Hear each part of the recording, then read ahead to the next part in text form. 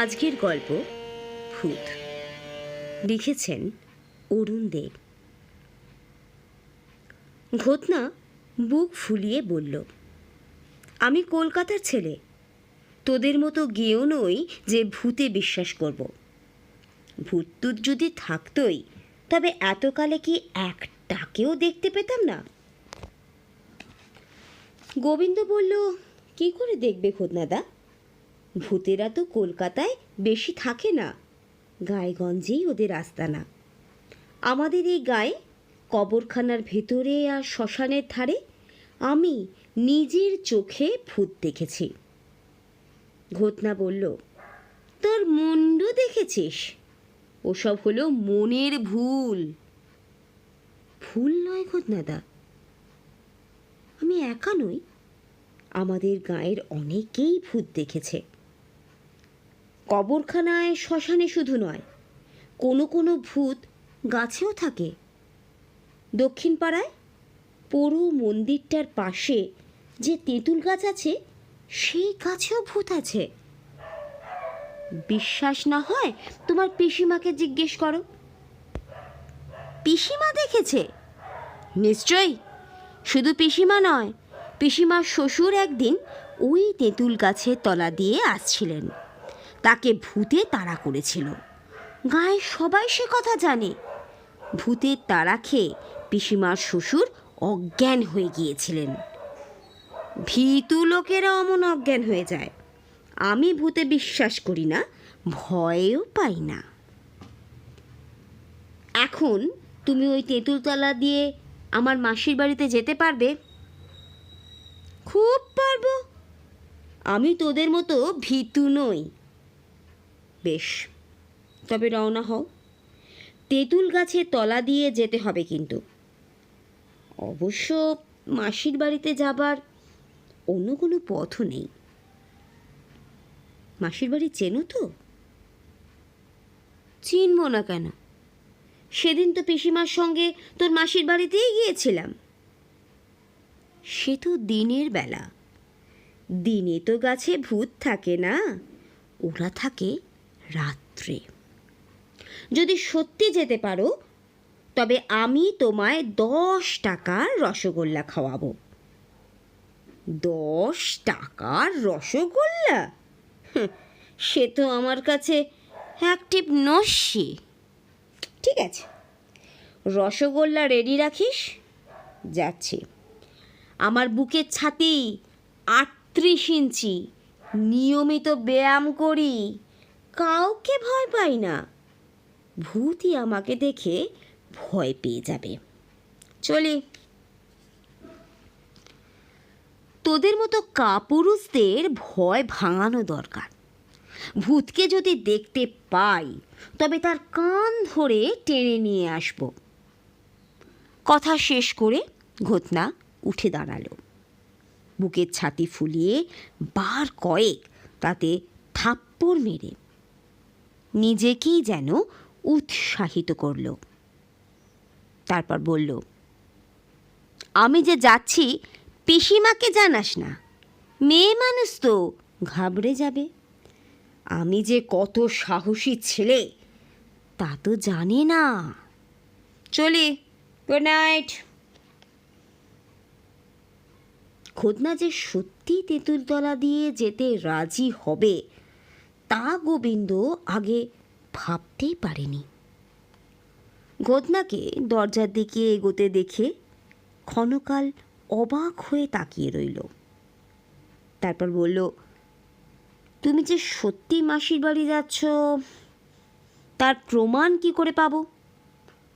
আমরা তো কেউ তেঁতুলতলায় তোমার পিছু পিছু যাব না।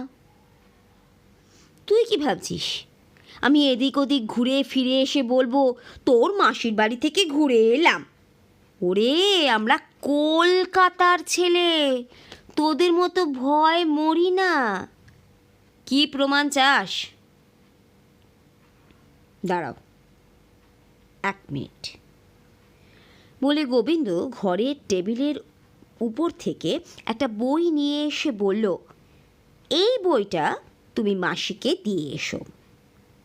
মাসি একটা গল্পের বই পড়তে চেয়েছিল, কাল আমি দিনের বেলায় মাসির কাছে যাব, তার কাছে বইটা দেখতে পেলে বুঝবো তুমি সত্যি তেঁতুলতলা দিয়ে মাসির বাড়ি গিয়েছিলে। নাও, ধরো বইটা। ঘটনা বইটা নিয়ে মলাটের দিকে তাকালো। বইটার নাম কঙ্কালের টঙ্কার। মলাটে একটা কঙ্কালের ছবি রয়েছে। ভুরু কুঁচকে ছবিটার দিকে কিছুক্ষণ তাকিয়ে থেকে ঘটনা বলল, এসব বাজে বই পড়িস কেন? কি বিশ্রী কঙ্কালের ছবি, হঠাৎ দেখলে পিলে চমকে যাবে। আমার অবশ্য কিছুই হয় না, এমন ভুতুরে ছবি কত দেখেছি। বইটা পৌঁছে দিও কিন্তু। দেব, নিশ্চয়ই দেব। চলে, তুই ভূতের ভয়ে সিন্দুকের মধ্যে শুয়ে থাকবে যা, কাপুরুষ। ঘটনা হন হন করে বাড়ি থেকে বেরিয়ে গেল। ঘটনা মাসখানেক আগে এই অপূর্বপুর গ্রামে বাৎসরিক পরীক্ষার পর বেড়াতে এসেছে। আগে সে কখনো গ্রাম দেখেনি। চিরকাল কলকাতাতেই মানুষ হয়েছে। গ্রাম সম্বন্ধে কৌতূহল ছিল। পিসমশাই কি একটা কাজে কলকাতায় গিয়েছিলেন, তিনি তাকে নিয়ে এসেছেন। গোবিন্দ এ পাড়ারই ছেলে, পাশের বাড়িতে থাকে, ঘটনারই সমবয়সী। সে ক্লাস 10-এ পড়ে। ঘটনার 2 বছর পরীক্ষায় গাড্ডু খাওয়ার ফলে কলকাতা স্কুলে ক্লাস 9-এই রয়েছে। ব্যায়াম, কুস্তি ইত্যাদিতে প্রচুর সময় দিতে হয় বলে সে ক্লাসের পড়ায় বেশি মনোযোগ দিতে পারে না। যাই হোক, এই অজপাড়াগা অপূর্বপুরে এসে প্রথমটা তার ভালোই লেগেছিল। চারিদিক খোলা, কলকাতার মতো ঘন বসতি নেই, ফুটবল খেলার মাঠের অভাব নেই। তবে গ্রামে এখনো বিজুলি বাতি আসেনি। সন্ধ্যার পর অন্ধকারে বিশেষ প্রয়োজন না থাকলে স্কুলের ছেলেরা কেউ বাড়ি থেকে বেরোয় না। বাবা বাড়ি না থাকলে সন্ধে থেকে পাড়ার মোড়ে কোনো বাড়ির রকে বসে আড্ডা দেওয়ার যে কি আনন্দ তা এখানকার ছেলেরা জানেই না। গোবিন্দটা অপদার্থ। সন্ধেবেলায় বই নিয়ে ঘ্যানর ঘ্যানর করে পড়ে। তাকে বাড়ির বাইরে পাঠিয়ে এতক্ষণে হয়তো পড়তে বসেছে। ভূতের ভয়ে সে ঘরে বসে রইল, এদিকে তাকে যেতে হচ্ছে মাসির বাড়ি। ঝোঁকের মাথায় রাজি না হলেই ভালো হতো। গাঁয়ের ভূতেরা কেমন কে জানে। এখন ফেরবার উপায়ও নেই, প্রেস্টিজ থাকবে না। এসব কথা ভাবতে ভাবতে ঘটনা এগিয়ে যাচ্ছিল। হঠাৎ তার মনে হলো একটা ছায়া মূর্তি কোথায় যেন ছুটে চলে গেল। চারিদিকে অন্ধকার। কিছুটা যাওয়ার পর একটা দোকান তার চোখে পড়ল। দোকানে মিট মিট করে হ্যারিকেন জ্বলছে। হ্যারিকেনের পাশে সম্ভবত দোকানের মালিক বসে আছে। তার কাছে একজন মেয়ে ছেলে, ঘোমটায় মুখ ঢাকা। ঘটনা দোকানের কাছে গিয়ে দাঁড়াতেই মেয়েটি ঘোমটাটা আরও টেনে নিয়ে মুখ সম্পূর্ণ আড়াল করে ফেলল। দোকানি ঘটনাকে বলল, কি চাই খোকা? পেরেক আছে, উত্তর দিল ঘটনা। তা আছে, কটা চাই? লোহার পেরেক তো? 2 দিন। দোকানি পেরেক দিতে দিতে বলল, রাতে কোথায় যাচ্ছ? গোবিন্দের মাসির বাড়ি। ও, তেঁতুলতলা দিয়ে যেতে হবে, সাবধানে যেও।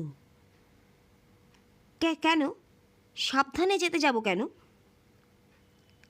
লোকে বলে তেঁতুলতলায় নাকি একটা পেতনি থাকে।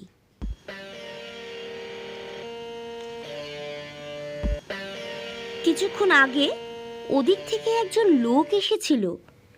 পেতনির তাড়া খেয়ে তার নাকি পা মচকে গেছে, খোঁড়াতে খোঁড়াতে গেল। আমি ভূত পেতনিকে বিশ্বাস করি না, ঠিক চলে যাব।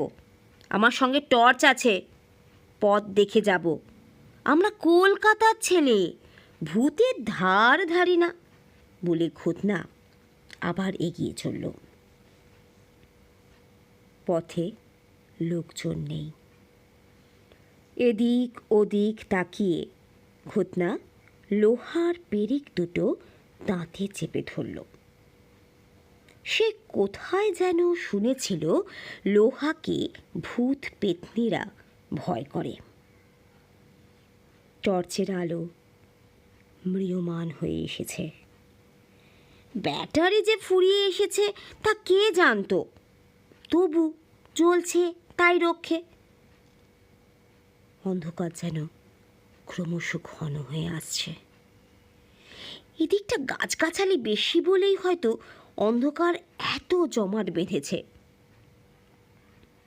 কিছুক্ষণ পরে টর্চের আলোয় অল্প দূরে তেঁতুল গাছটা দেখা গেল। বিরাট গাছ, হাওয়ায় পাতা নড়ছে। ঘটনার এক হাতে টর্চ, অন্য হাতে কঙ্কালের টঙ্কার, দাঁতে পেরেক। কি ভেবে সে চোখ বুজে তেঁতুল তলা দিয়ে এগোতে লাগলো। কয়েক পা যেতেই তার মনে হলো পেছনে কার যেন পায়ের শব্দ হচ্ছে।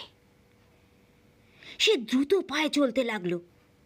সঙ্গে সঙ্গে পেছনে পায়ের শব্দ যেন দ্রুততর হলো। মাথার ওপর কি যেন পড়ল। মাথায় হাত দিয়ে সেটা টেনে নিয়ে চোখ খুলল ঘটনা। এক ছড়া তেঁতুল, হয়তো কেউ ছুঁড়েছে কিংবা গাছ থেকে খসে পড়েছে। ক্ষণিকের জন্য ঘটনা থমকে দাঁড়ালো। প্রায় সঙ্গে সঙ্গে পেছনের পায়ের শব্দ থেমে গেল। ভয়ে ঘটনার বুক শুকিয়ে এলো। কি ভেবে সে পেছন ফিরে টর্চের আলো ফেলল। আবছা অন্ধকারে স্পষ্ট দেখতে পেল শাড়ি পরা একজন মেয়ে মানুষ দাঁড়িয়ে আছে। ঘটনা বিড়বিড় করে বার কয়েক রাম নাম জপ করল, কিন্তু তবু সেই নারী মূর্তি অদৃশ্য হলো না। তখন সে বাবা গো আমায় পেতনিতে ধরল গো বলে চিৎকার করতে করতে পেছন ফিরে প্রাণপণে মাসির বাড়ির দিকে দৌড়তে লাগলো। পেছনে সেই নারী মূর্তিও ভুতুড়ে কণ্ঠে কি যেন বলতে লাগলো, কিন্তু সে কথা শোনার মতো মনের অবস্থা ঘটনার তখন ছিল না। সে ঊর্ধ্বশ্বাসে ছুটছিল, কিন্তু বেশি দূর এগোতে পারল না।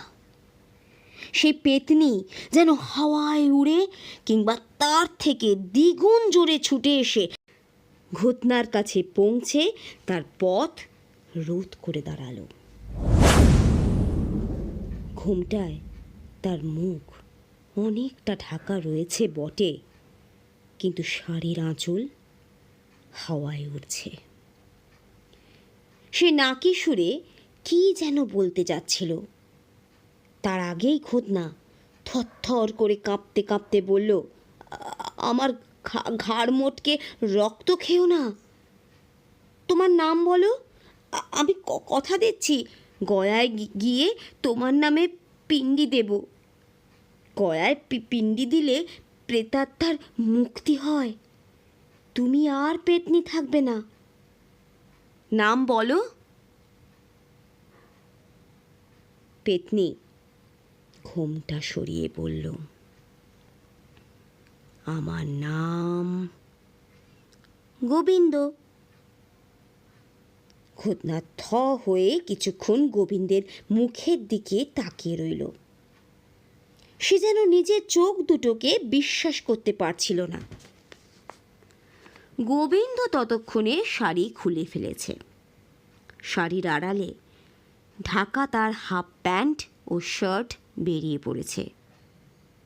সে বলল, তুমি কি খুব ভয় পেয়েছ ঘটনাদা? ঘটনা ঢোক গিলে বলল, ভয় পাবো কেন? কিন্তু তুই শাড়ি পরলি কখন? তুমি বাড়ি থেকে বেরোনোর একটু পরেই আমি শাড়ি পরে অন্ধকারে গা ঢাকা দিয়ে রাস্তার দোকানে গিয়ে বসেছিলাম। তুমি যাতে চিনতে না পারো সেজন্য ঘোমটা টেনে বসেছিলাম। দোকানি সবই জানে। তারপর তুমি রওনা হতেই কিছুটা দূরত্ব রেখে তোমাকে অনুসরণ করতে লাগলাম। তুমি যখন যেতে যেতে থামলে তখন আমিও থেমে পড়লাম। তুমি জোরে চলার সময় আমিও জোরে হেঁটে তোমায় ফলো করলাম। তারপর ভয় পেয়েছ দেখে ছুটে এসে সামনে দাঁড়ালাম। ঘটনা গম্ভীর স্বরে বলল, কে বলল আমি ভয় পেয়েছি? আমি তো আগেই সব বুঝতে পেরেছিলাম। গয়ায় পিণ্ডি দেব বলে তোর সঙ্গে রসিকতা করছিলাম। আমরা কলকাতার ছেলে, অত সহজে ভয় পাই না। তুই পেতনি সেজে আমাকে ভয় দেখাতে এলি কেন রে? আমি যদি তোর গলা টিপে ধরতাম, জানিস না আমার বুকের ছাতি 38 ইঞ্চি, শরীরে হাতির বল। গোবিন্দ মুচকি হেসে বলল, জানি। আমাকে শাড়ি পরা দেখে তোমার শরীরটা বোধ হয় আনন্দে থরথর করে কাঁপছিল, তাই সামনে এসে দাঁড়ালাম। ঘটনা বলল, মেলা ফ্যাচ ফ্যাচ করিস না তো। থরথর করে কাঁপলাম তো তোকে বোকা বানাবার জন্য, স্রেফ অভিনয়। এই যে মাসির বাড়ি দেখা যাচ্ছে, কাছে এসে পড়েছি, চল। ঘটনা পা বাড়ালো। গোবিন্দ লক্ষ্য করেছিল কঙ্কালের টঙ্কার বইটা একসময় ঘটনার হাত থেকে ছিটকে মাটিতে পড়েছিল। সেটা তুলে নিয়ে ঘটনার নাকের সামনে ধুলো ঝেড়ে সেও তার সঙ্গে মাসির বাড়ির দিকে এগোতে লাগল। বন্ধুরা, আজকের গল্পটা তোমাদের কেমন লাগলো? গল্প পাঠ যদি তোমাদের ভালো লেগে থাকে তাহলে অবশ্যই একটা লাইক, শেয়ার আর সাবস্ক্রাইব করতে ভুলো না কিন্তু। আজ এই পর্যন্ত, আবার দেখা হবে একটা নতুন গল্প নিয়ে। টাটা।